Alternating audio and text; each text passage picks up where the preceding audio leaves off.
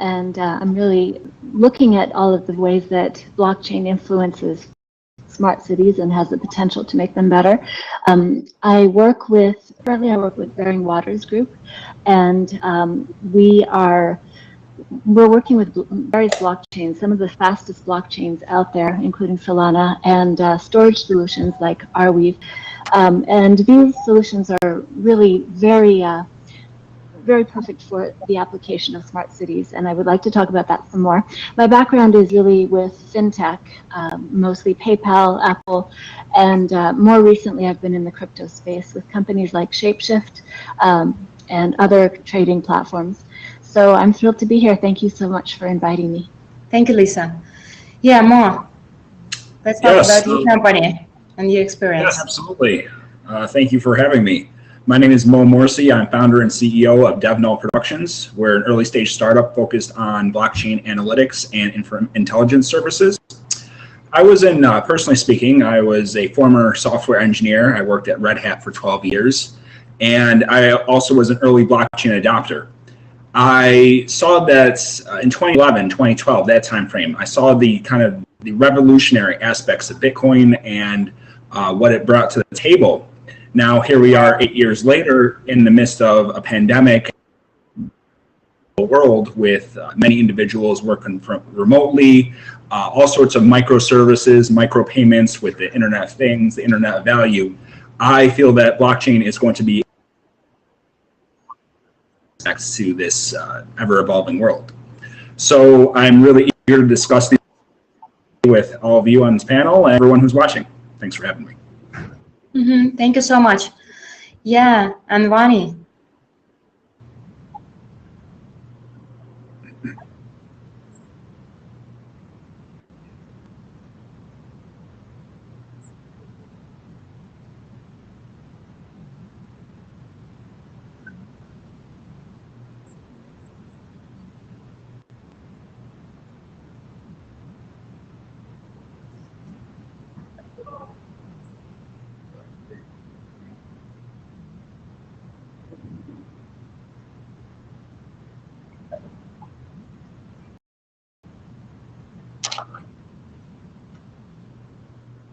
Oh, thank you so much.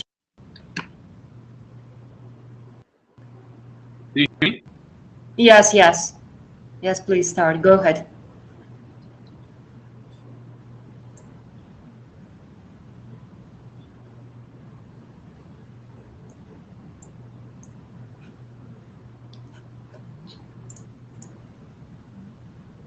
Yeah.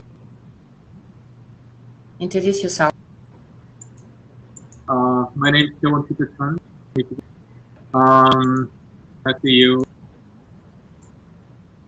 I'm actually I'm actually running the three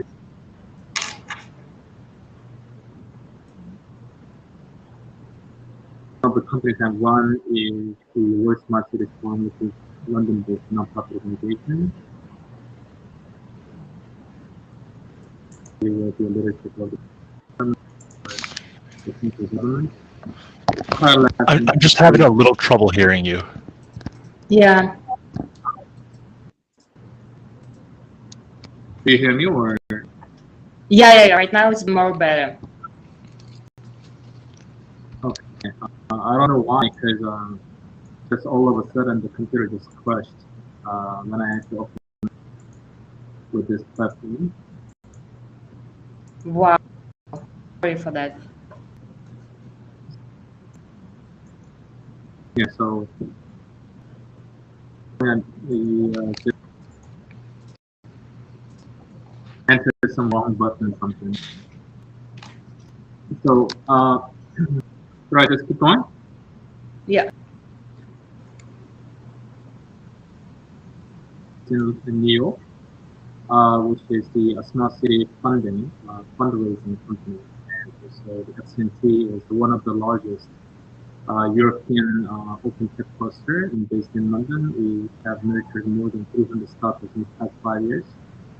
We actually helped the 13 million by now. And personally, I was the National Smart City Master Planner in South Korea, and currently I'm actually master planning 7 different countries at the moment. One of them is in Vietnam, Ukraine, and Brazil, and London, and US at the moment. So I hope to share the whole insight and experience with you guys today. And thank you. Thank you. And Eric, are you here? Yes, I am here. Yes, please introduce yourself. Yeah, hey guys, really excited to be here. Sorry about the lack of a webcam for you guys to see me, but so I work primarily in digital retail and tech coffee. I'm the founder and CEO of a early stage company called Beam Coffee, and we build smart cafes that's making quality coffee and specialty coffee more convenient and accessible. But our vision really is to build this connected coffee experience where everyone is on their phone these days. A lot of different places to get coffee, but we want to make sure that no matter where people are going and where people are, that they can order their coffee from anywhere, try out different roasters as well, and be able to pick up at any Beam Smart Cafe location. The sort of origin of the idea came from I'm originally from China, so just gonna hear from my accent, I'm pretty American as well. So when I went back to China a couple of years ago and just saw how convenient and just super super easy everyday life was with WeChat and everything being QR based, we saw that this is where digital retail was going. In the not there yet. It's going to be there in a couple of years. But how tying back to smart city, I think being able to access a higher quality version of what people drink on a daily basis is definitely where the future of coffee retail is going. So. Thank you so much. And Lubna, are you here? Yeah. Okay, Lubna. Something happened with. Okay. And first question. Let's talk about insights and what's going on with technologies for the smart cities and for the food industry, for the blockchain, beyond like the next 15 years. What is your prediction? My feeling is that smart cities are the way of the future. We're already seeing millions of people moving into, I think it's over 1 million people who move into an urban environment daily, although that number is a little bit different with the pandemic right now. But by 2040, we expect about 65% of the world's population to be living in cities. And we're thinking about what these cities will look like. And as Eric mentioned, convenience is really the name of the game. That's where we're going. So these cities will become more and more smart cities. So the way that I see this happening is smart cities will really be the topic. So we're going to be working on ways to make it more efficient, more convenient for people. And it's hard to go back. I actually lived in New York up until a few months ago when, like many people, there was a bit of an exodus from New York City. And I miss it. It's so convenient. You walk just a few blocks and you can get anything you want. Going a mile is like, I have to go all the way across town today. Yep. You never have a car. You just walk everywhere. It's really great. Reminds me of how Hong Kong was, what you said. Hong Kong was before everybody else got cell phones. Hong Kong had cell phones, and it's just the way of the future. China often leads us in that direction. So I really see smart cities being the central topic for most technology over the next decade. Okay. Mo, you should be actually next. What do you think? What is your predictions? Yeah.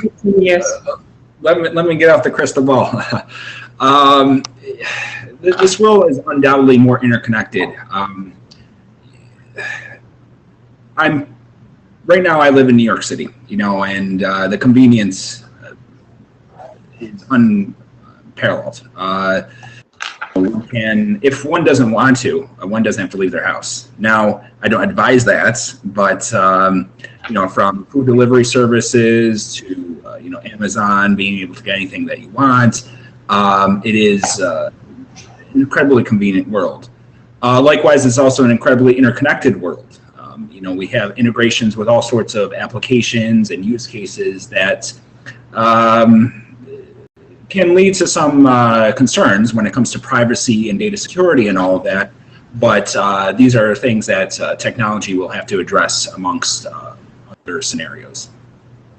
So I agree. I don't think we can put the genie back in the bottle when it comes to the evolution of these technologies. Likewise, I can foresee a situation in which not only the cities are smart, but the states and the countries. You know, we all have to work with individuals and organizations across the world. I don't think there's anyone here that is in regular contact with individuals in Asia and Europe and all sorts of places. So there are certainly challenges which manifest due to that. You know, how do we send payments efficiently, and, you know, for low cost?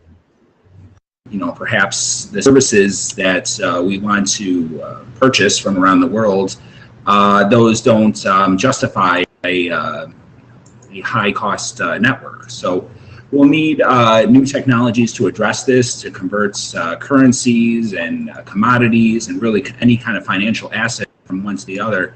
And I feel that we're just starting to see the emergence of these technologies as we speak. Mm-hmm. Interesting. Eric. Yeah, you know, just looking, really, I looked more to China, especially right now, where the U.S. is sort of, you know, not a lot of things are happening, especially, you know, in New York City, where a lot of things are just, progress is being stopped, but China really is steaming ahead since they've gotten a lot of the COVID restrictions out of the way. But you know,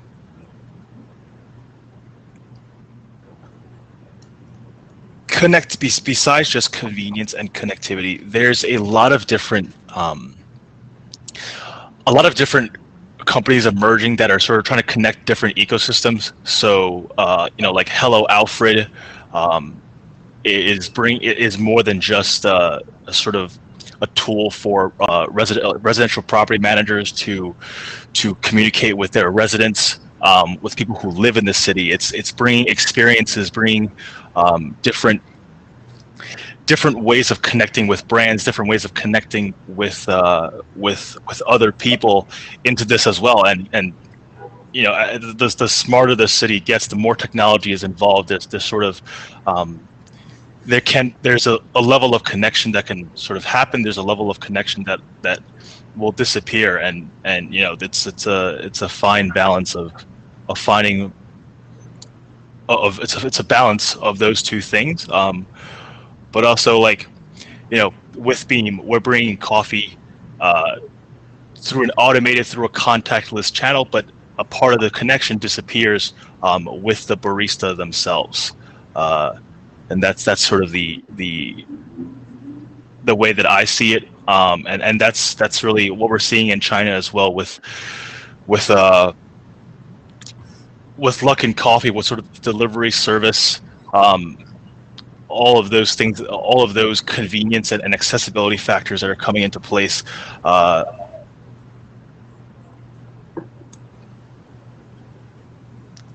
It's going to be I don't know. It's going to be interesting.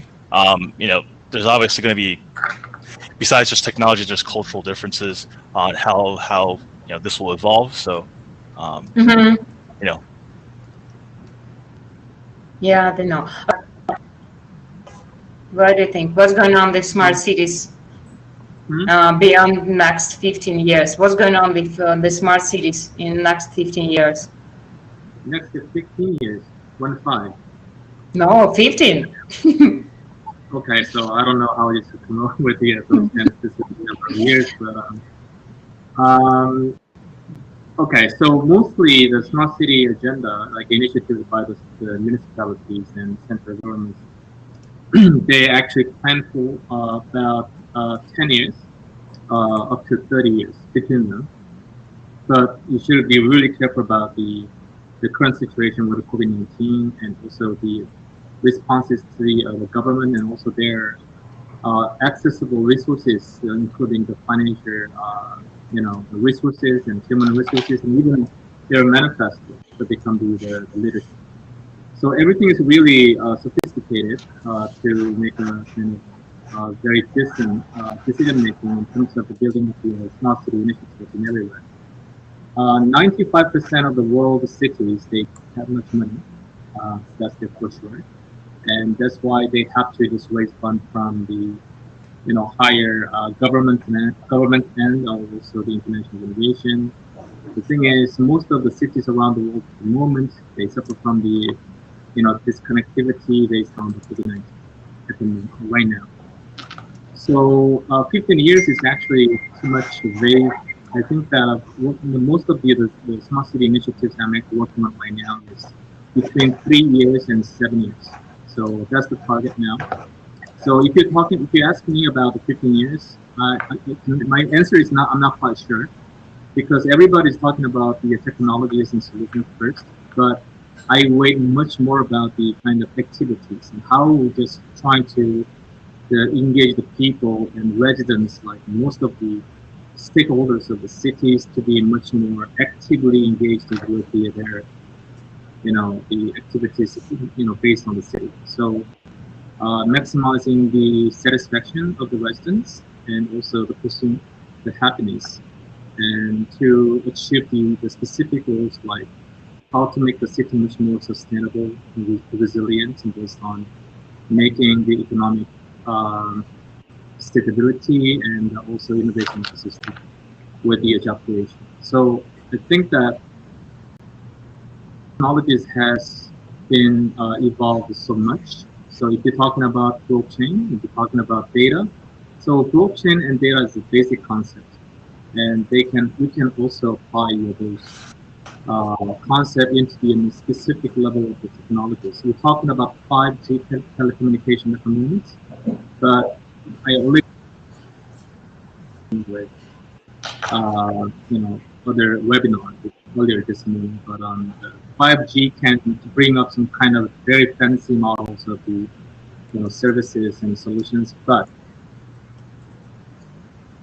later, because just remember that back in 2007, about 13 years ago, nobody used the smartphones back then. So now you have maybe 13th version of the smartphones. So we have witnessed a lot of fast the evolution of technologies and development. So here, I think that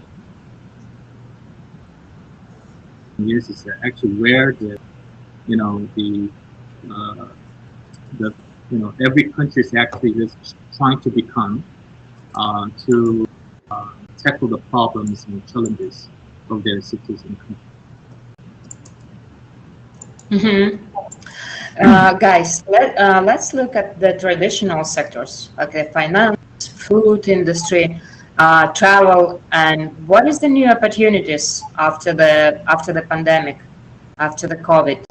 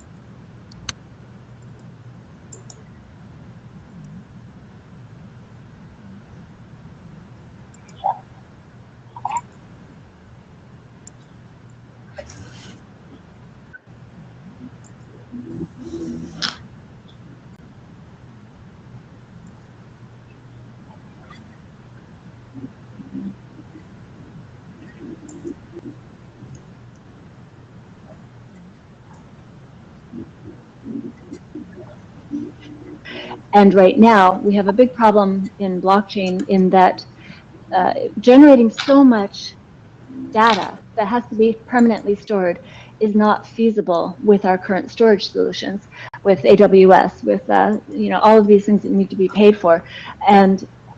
But what we're seeing is a revolution in the storage industry where cost. And as we come out of the pandemic, to get back to your question, Manana, as we come out of the pandemic, we're going to need the ability, the technology is there.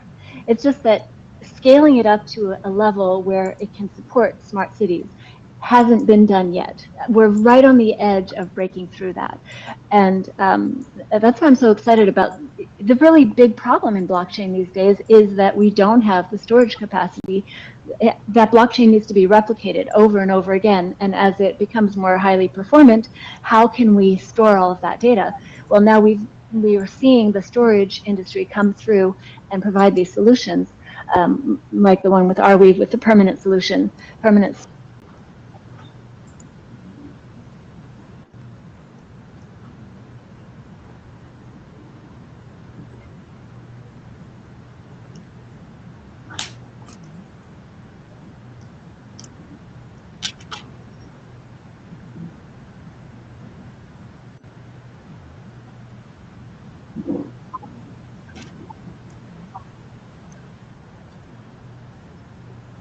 Have the ability to solve these real world problems. Actually, I think to your point, we're going to see a very rapid acceleration in the adoption of technology because as we've been, as Eric mentioned, we've been held back a little bit because of the pandemic, because of lockdown, because of dispersion from the cities. As soon as that ends, as soon as we feel like it's safe to be out in the world again, we're going to see a catch-up. And blockchain has been the promise for the last at least 5 years, has been a promise of solving all these problems. I think we're going to see practical world solutions emerging, and blockchain will become not so much that thing that those strange cryptographic people use, but PayPal's using it. Visa is embracing it. We're going to see real world adoption of blockchain and rapid evolution in the technology. Mm-hmm. Thank you so much.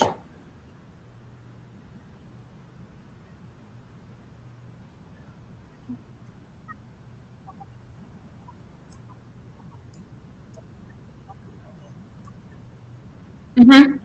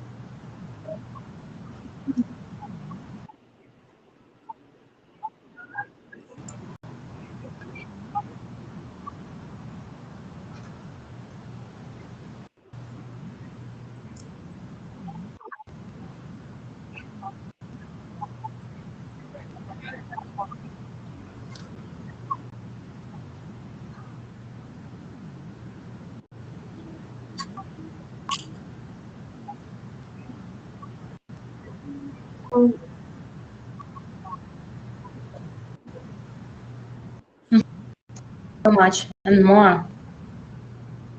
What do you think? Yeah. There's a lot of good. Each one of these topics can foster very discussion. I guess to your question, Anna, what will be prevalent? Where are the opportunities in coming years? It's hard to say. The pandemic blindsided a lot of us, and that's kind of resulting in a kind of many societal changes. Now, hopefully it will end soon. Who knows, really? But whether or not some of those changes are permanent or not is to be determined. I mean, are people going to be going back to the office? Or have we seen the end of kind of the office culture? Of course, there are exceptions, and you have to, but will the majority of the in the future?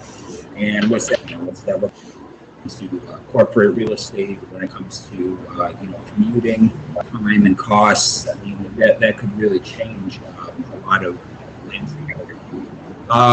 Going back to blockchain, blockchain emerged in white paper in 2009, his or her, their white paper in 2009, and it's there's a lot of theories out there as to the reason that came out then and who that was. Some say that it was in response to the financial crisis, which 2008, the subprime crisis, and all of that.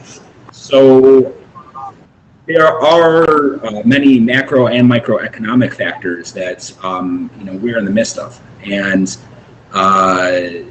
whether these continue, obviously the pandemic has affected all this, but again, it's very hard to say if these trends are going to continue after the vaccine and the light at the end of the tunnel, or what the outlook is as far as global trade, as far as how our everyday lives, how we purchase things, and everything as well. So I guess to summarize, I can't exactly answer that question. I would see certain trends. I do see the digitalization of assets continuing. I really think that everything is going digital, whether we like it or not. I do see 3D printing becoming more and more prevalent, and all sorts of technologies emerging on that front. That certainly plays into the Internet of Things, Internet of Value, and there's going to be all sorts of trends which we have yet to see emerge. It's more exciting than ever, and buckle up. Yes, thank you so much. And Peter? Well, in the meantime, my computer crashed several times, and I just missed that part of your question again. Yeah, they talk about the opportunities for the traditional sectors like finance after the pandemic. Okay, so for example, we are actually setting the Hanoi and Kiev smart cities in each about $1 billion to $2 billion as a budget. And each one is actually in trouble to making the right schedule, because the investment here in the New York, in London, Singapore, they actually just the same thing. They just locked down. They're not actually making a decision this year, so everything's actually pushed a bit, like 7 months. So basically, Hanoi Smart City, I actually make it official with the Hanoi City government, with the mayor, a couple of weeks ago. The thing is, it was supposed to be done about 8 months ago. So everybody, I don't know, is everybody thinking about the pandemic, but I assume that this pandemic goes at least 2 years. So Even though vaccinations and treatments, I have some kind of a pessimistic view on this kind of thing, because I know a lot of pharmaceutical companies, they actually just release the vaccinations and everywhere. The thing is, if we actually learn from the Spanish flu 100 years ago, less than 10 years, so about 50 million people died in the first 3 years, and unofficially, I think the 100 million people died eventually around the world. So it took about 10 years, but we cannot judge because that was 1 century ago, and now we actually have a different stage. But the thing is, we're talking about COVID-19. We just worry about the COVID-21 or 22 or another mutation is coming out. And also, in terms of investment in biotechnologies, it normally takes about 7 years to achieve the ROIs. But just like within a year, like emergent approval by FDA and CE in Europe. So we do not know exactly what's going to happen. It's going to also affect the future of the smart cities or the future of technology and everything.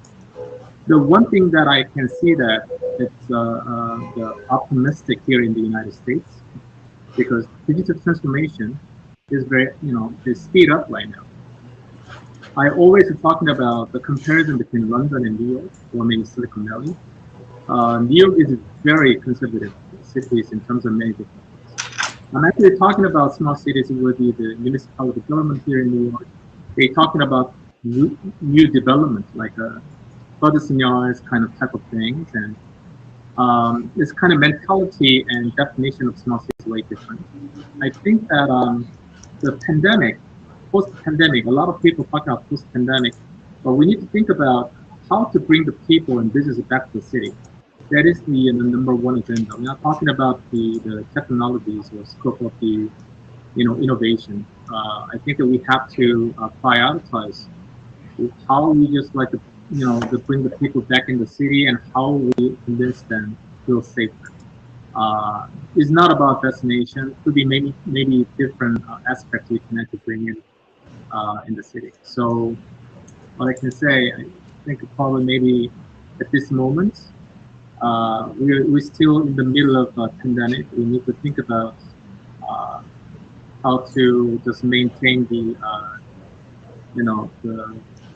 stability, economic stability of the cities, and also the making all the small businesses like safer, or maybe save them, something like that. Mm-hmm. Yeah, thank you so much, Eric. You asked? Yes, I am here. Yeah. I did not drop out. Yes, and just to Peter's point of bringing businesses back to the cities,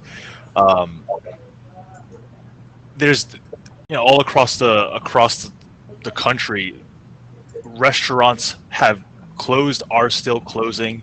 Coffee shops, all these small mom and pop shops, if you will, have struggled during the pandemic, and it's the viability of them coming back is going to be tough. And so really what I'm seeing in the food and beverage industry and where things are going is towards a combination of being able to deliver the convenience that everyone experiences with delivery, and sort of the upgrade in quality that now a lot of people are using Freshly, Blue Apron, Hello Fresh. All of these things have sort of leveled up people's expectations, and for them to come back, have to rent out a space to a restaurant, sit down area. That's going to be super expensive. So there's really two directions that the food industry could go. One is towards a sort of shared kitchen space. There's a company called Nimbus Kitchen on the Lower East Side. That's something they're building, where you can have sort of your brands operating there. They only do takeout, only do delivery, or more towards automation with more like automatable foods. There's been some progress in your sort of basic labor not necessary kinds of products like hot pot, like stir fry, pizza, all of those things were on the rise before the pandemic, but the pandemic obviously accelerated a couple of different things, but this is definitely one of them. And obviously that's very costly for these businesses to come back to actually bring on these robotic help. So that's really can't really predict the future here as to where the food industry will go. Like Mo said, is office culture going to come back? Are people going to be working more from home? Where are they working? What does the sort of hybrid workspace look like? That is also intertwined with this as well. Thank you. And actually we have no guests, but okay. And last question, guys. And what are the best short-term investment opportunities for the smart cities and for the new technologies like a blockchain and something new for the food industry and impact investment too? What do you think? In my startup. Same answer.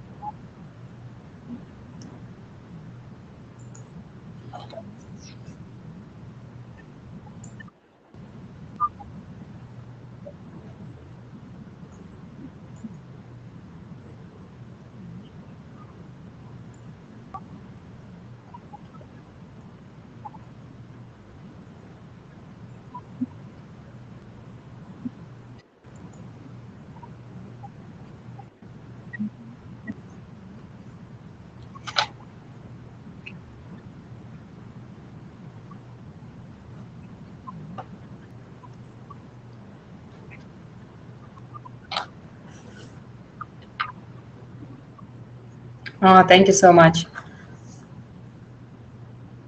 Lisa, what do you think?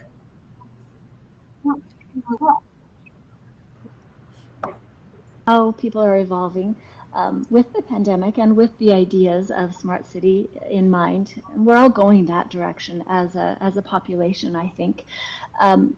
We're having much greater involvement in virtual activities. So our lives are becoming more online. And the one industry that's growing by leaps and bounds is esports and gaming. It already was growing by leaps and bounds, but it now with the forced isolation, people are looking for that experience, and the experience can be found through being online in an immersive experience, in an immersive environment with other people. So it becomes the social. I think everybody's playing games. I think even grandparents are playing games these days. They might not be the first-person shooter, but they're building cities. Some of those games are becoming much more prevalent. So I do have a particular lens, and in fintech, if you take fintech lens and look at the gaming industry, what is weak about the gaming industry? And it's payments.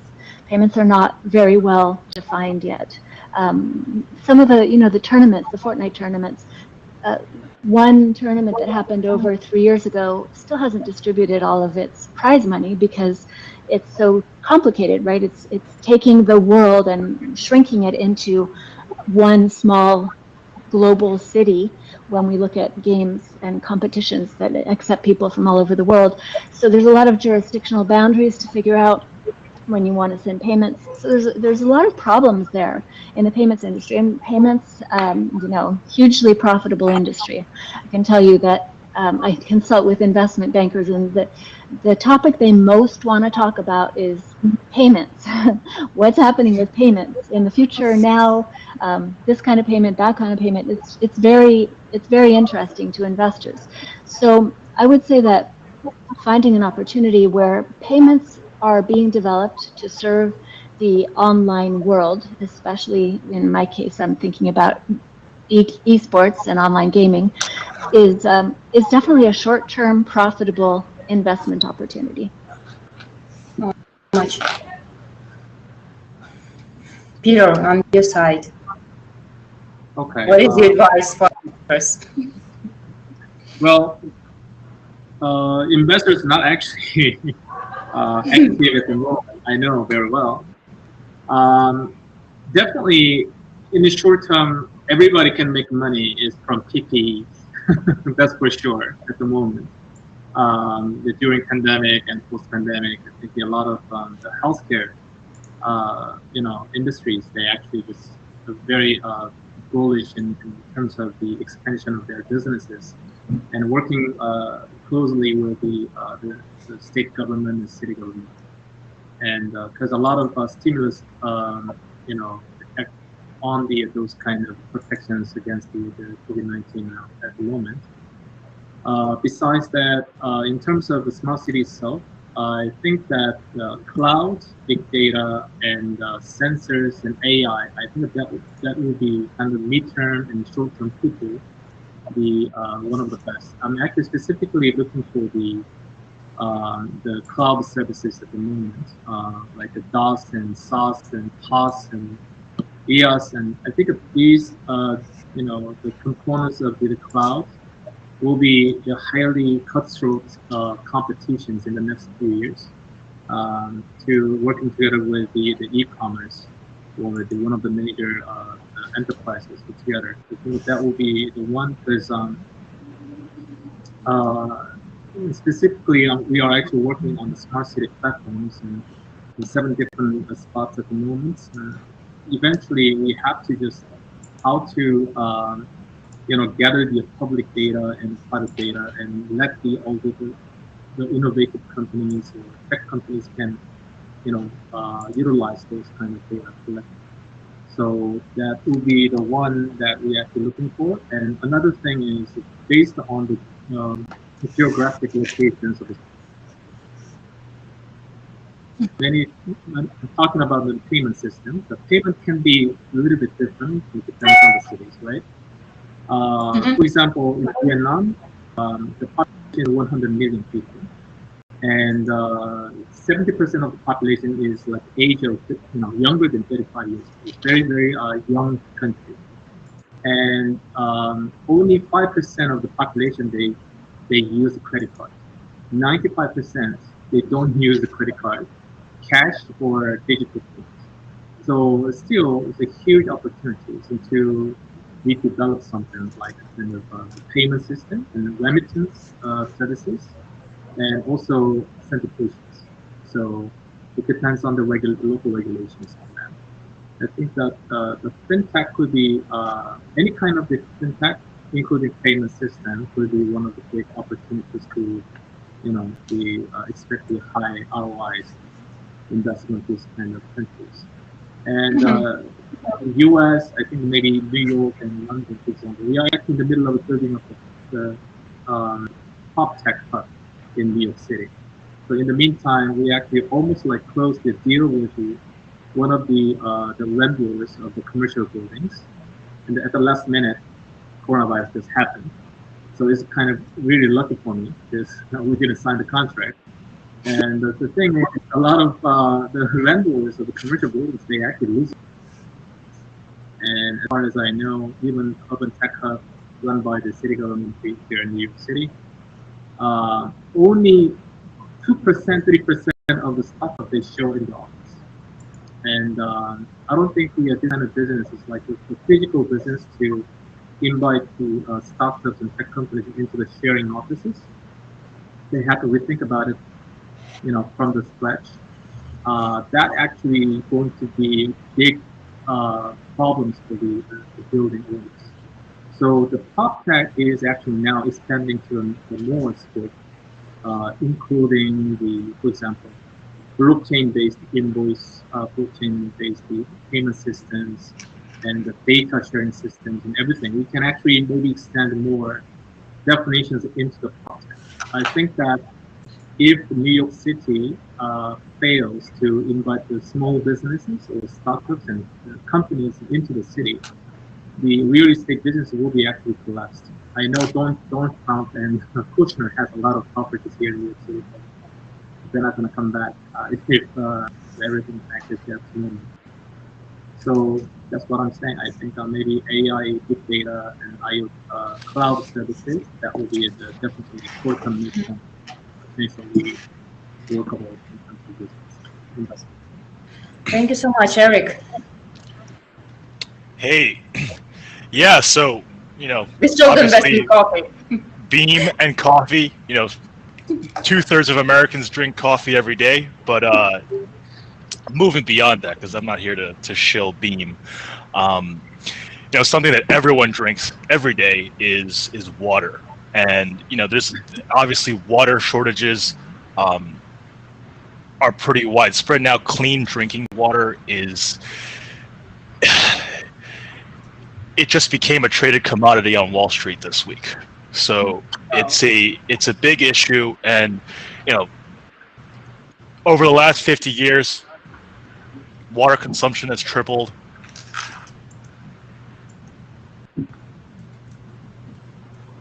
Yeah, actually. And I clicked on the wrong thing. South. You guys hear me? Yeah. You got cut when it said it was tripled.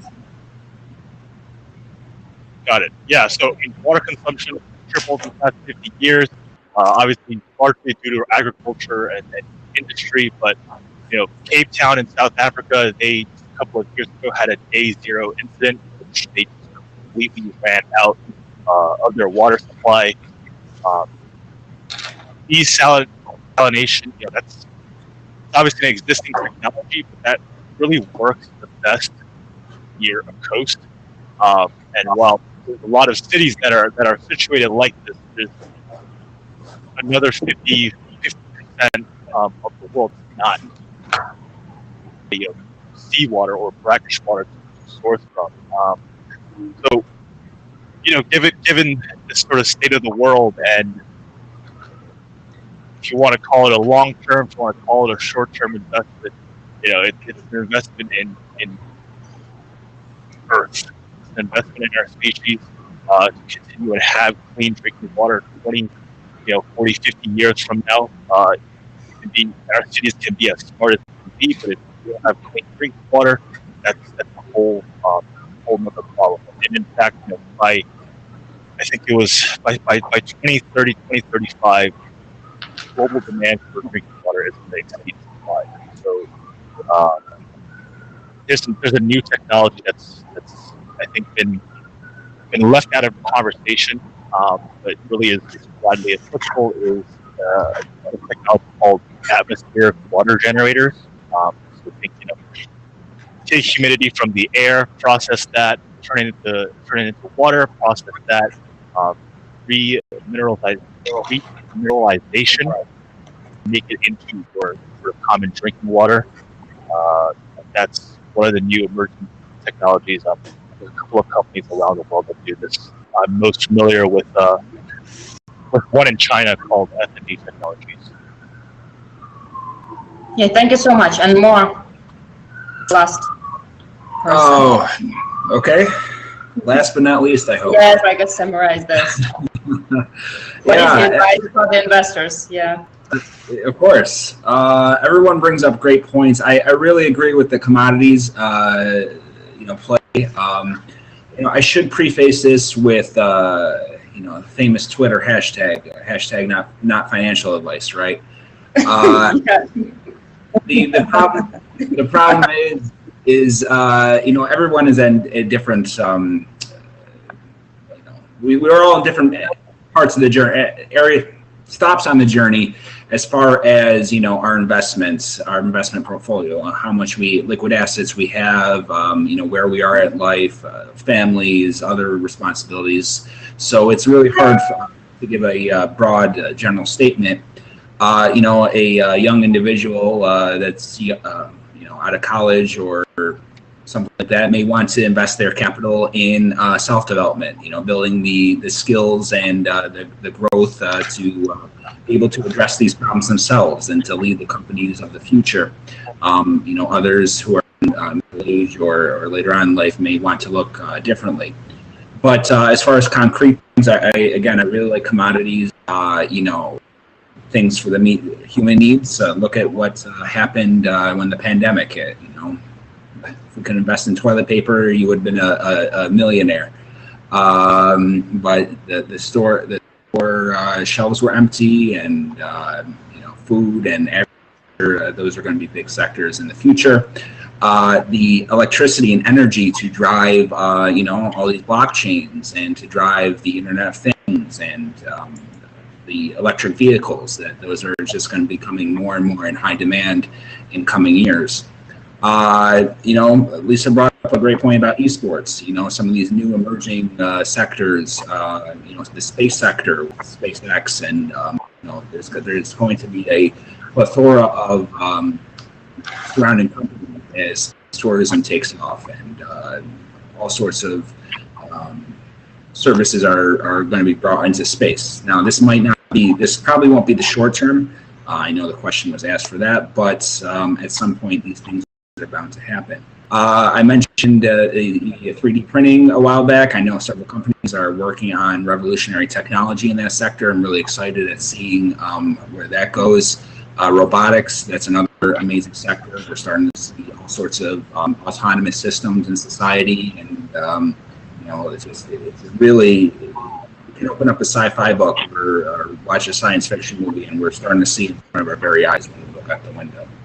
So, I would be amiss if I didn't mention cryptocurrencies. I think those are going to be the payment rails of tomorrow. One caveat, though, is that it's the Wild West. So be aware what you're investing in, and not only invest in the technology, but invest in the team, invest in the use case. You don't want to get burnt. So, make sure you enjoy the journey. Yes. Okay. For this live stream. Thank you, Lisa, Eric, Peter, more. See you next time. Thank you. Have a great weekend. Thank you, everyone. Pleasure. Thank you. Bye.